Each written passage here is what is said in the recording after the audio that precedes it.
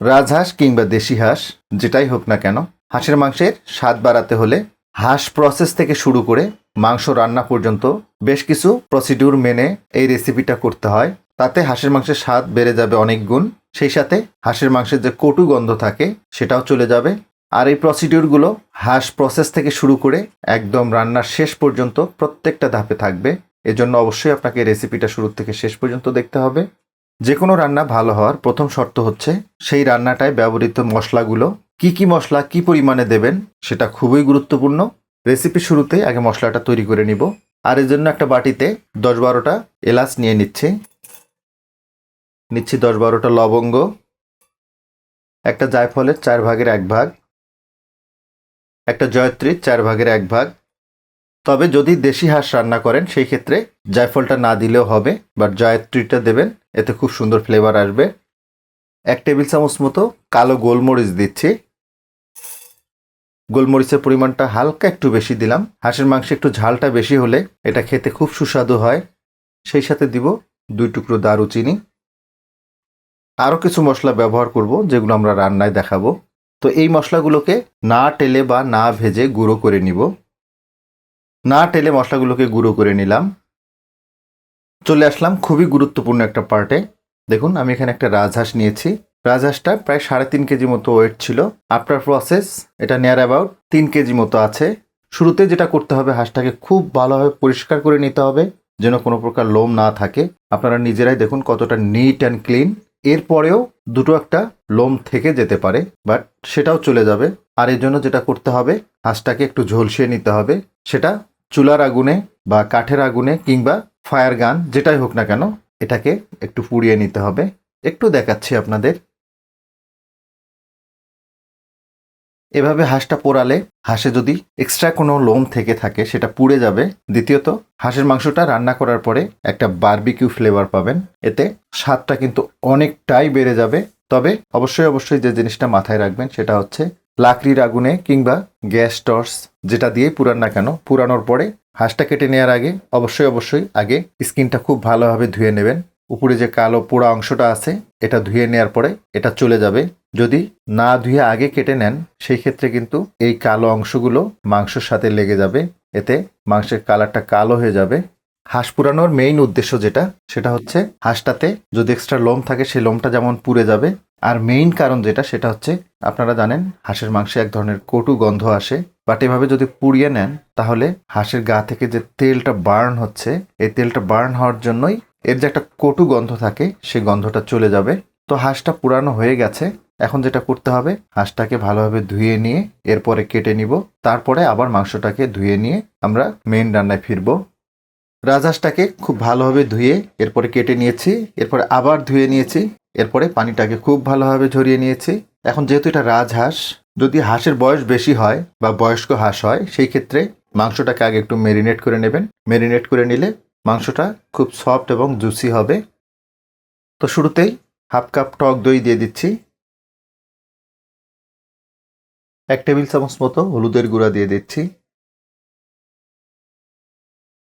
শুকনা মরিচের গুঁড়া 2 টেবিল চামচ মতো দিলাম।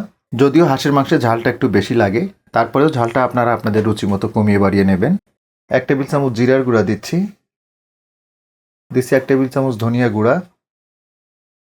শুরুতেই যে মশলাটা গুঁড়ো করে নিয়েছিলাম সেটার অর্ধেকটা দিয়ে দিচ্ছি, বাকি অর্ধেকটা আমরা পরে ব্যবহার করব।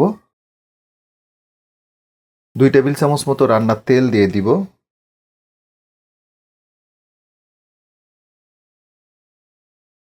দিচ্ছি আদা বাটা। 2 টেবিল চামচ আদা বাটা দিয়ে দিলাম। দিচ্ছি রসুন বাটা। রসুন বাটাটা 2.5 টেবিল চামচ দিয়ে দিলাম। দিচ্ছি লবণ। 2.5 টেবিল চামচ মতো লবণ দিয়ে দিলাম। সবগুলো উপাদান খুব ভালোভাবে মাখিয়ে নিতে হবে। সবগুলো মশলা মাংসটার সাথে খুব ভালোভাবে মিশিয়ে নিলাম। এখন এই হাঁসের মাংসটাকে স্ট্রেট আধা ঘন্টা আমরা রেস্টে রেখে দিব। চলে আসলাম মূল রান্নায়। চুলে একটা পাতিল বসিয়েছি। 1/2 কাপ মতো রান্নার তেল দিয়ে দিব। তেলটা গরম হয়ে গেছে। তো এখন এখানে 2টো কালো এলাচ দিয়ে দিচ্ছি। যদি কালো এলাচের মুখটা একটু ফাটিয়ে দেন তাহলে একটা এলাচ দেবেন, আর যদি মুখটা না ফাটিয়ে দেন তাহলে দুটো দিতে হবে। সেই সাথে দিয়ে দিচ্ছি এক টুকরা বচ, এটাকে ইংরেজিতে সুইট ফ্ল্যাগও বলা হয়ে থাকে। এটা যে কোনো বড় মশলার দোকান কিংবা অনলাইন শপেও পেয়ে যাবেন। সেই সাথে দিচ্ছি দুটো তেজপাতা। মশলাগুলোকে হালকা করে একটু ভেজে নিতে হবে। মশলাগুলোকে হালকা করে একটু ভেজে নিলাম। এখন এখানে দিয়ে দিব 300 গ্রাম মতো পেঁয়াজ। এই রান্নাটাতে পেঁয়াজের পরিমাণটা একটু বেশি লাগবে। আমি পার কেজিতে প্রায় 100 গ্রাম করে পেঁয়াজ ব্যবহার করেছি। পেঁয়াজগুলো সফট হয়ে না আসা পর্যন্ত পেঁয়াজগুলোকে একটু ভেজে নিতে হবে। দেখুন পেঁয়াজগুলো সুন্দর সফট হয়ে আসছে, পাশাপাশি এর কালারটাও পরিবর্তন হয়ে গেছে। তো এখন ম্যারিনেট করা হাঁসের মাংসগুলো দিয়ে দিব।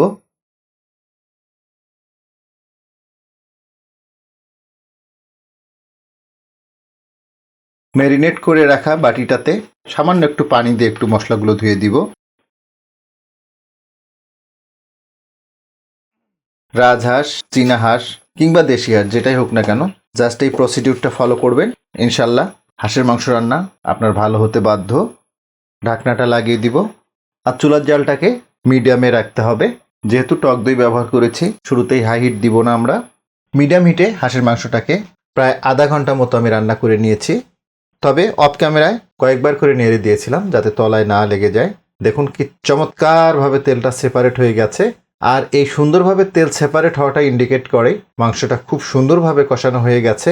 যেহেতু মাংসটাকে আমরা ম্যারিনেট করে নিয়েছিলাম, এটা কিন্তু খুব দ্রুত সিদ্ধ হয়ে যাবে। এজন্য সিদ্ধ করার জন্য বেশি পরিমাণ পানি লাগবে না। জাস্ট 2 কাপ মতো গরম পানি দিয়ে দিলাম। ফ্লেভারের জন্য 5-6টা কাঁচামরিচ দিয়ে দিচ্ছি।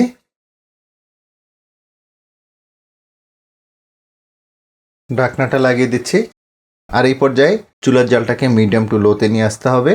মিডিয়াম টু লো হিটে হাঁসের মাংসটাকে 10 মিনিট মতো রান্না করে নিলাম।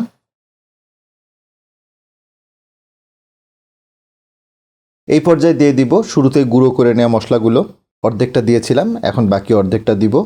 এই যে একদম শেষে গুঁড়ো মশলাটা দিলাম, এতে করে মাংসের কালারটা খুব চমৎকার আসবে, সেই সাথে মাংসের ফ্লেভারটা বেড়ে যাবে, সেই সাথে হাঁসের মাংসে যে এক ধরনের কটু গন্ধ থাকে সেটাও চলে যাবে। তবে রান্না কিন্তু এখনও শেষ হয়নি। ঢাকনাটা আবার লাগিয়ে দিলাম, আর এই পর্যায়ে চুলার জালটাকে লোতে নিয়ে আসবো। মাংসটা হতে থাক, এরই ফাঁকে এর জন্য একটা টেস্ট ইনহ্যান্সার বানিয়ে নিব। চুলে একটা প্যান বসিয়েছি, 2 টেবিল চামচ মতো রান্নার তেল দিয়ে দিলাম। হাফ চা চামচ মতো আস্ত জিরা দিয়ে দিব। জিরাটাকে হালকা করে একটু ভেজে নিলাম। হাফ কাপ পেঁয়াজ কুচানো দিয়ে দিব। বাগারটা রেডি হয়ে গেছে। বাগারটা দেওয়ার পরেই সাথে সাথেই ঢাকনাটা বন্ধ করে দিতে হবে, যাতে বাগারের ফ্লেভারটা মাংসের সাথে খুব সুন্দরভাবে মিশে যায়। ফাইনালি যে বাগারটা দিলাম এটাকে কোনোভাবে অবহেলা করবেন না। হাঁসের মাংসের স্বাদ বাড়াতে এই বাগারটার কোনো জুড়ি নেই। শুধু তাই না, এটা যেমন স্বাদ এবং ফ্লেভারটাকে বাড়াবে, একইভাবে হাঁসের মাংসের যে কটুগন্ধ থাকে সেটাকেও সাবসাইড করে দেবে। আর একটা বিষয়, হাঁসের মাংসে একদম বেশি করে ঝোল রাখবেন না, এরকম গায়ে গায়ে থাকবে, এতে মাংসের স্বাদটা সুন্দর আসবে। ঢাকনাটা লাগিয়ে দিলাম, আর চুলার জালটাকে একদম লো করে দিব। একদম লো হিটে মাংসটাকে জাস্ট 5 মিনিট মতো আমরা দমে রাখবো। একদম লো হিটে হাঁসের মাংসটাকে 5 মিনিট দমে রেখেছিলাম। দেখুন লুকটা, একদম অসাম একটা লুক। এরকম ভুনা হাঁসের মাংস সাথে খিচুড়ি, ভাত কিংবা পোলাও কিংবা চালের রুটি, একবার চিন্তা করে দেখুন খাওয়াটা কোন লেভেলের হবে। আপনারা নিজেরাই দেখলেন, আমি একদম হাঁস প্রসেসিং থেকে শুরু করে রান্নার শেষ পর্যন্ত প্রত্যেকটা পর্যায়ে টিপসগুলো দিয়েছি। হাঁস যদি এই নিয়মে রান্না করেন, আমি আপনাদের জোর গলায় বলবো আপনার হাঁসের মাংস রান্না ভালো হতে বাধ্য। বিশ্বাস না হয় একবার ট্রাই করে দেখবেন। তো আজকে এ পর্যন্তই। আল্লাহ হাফেজ।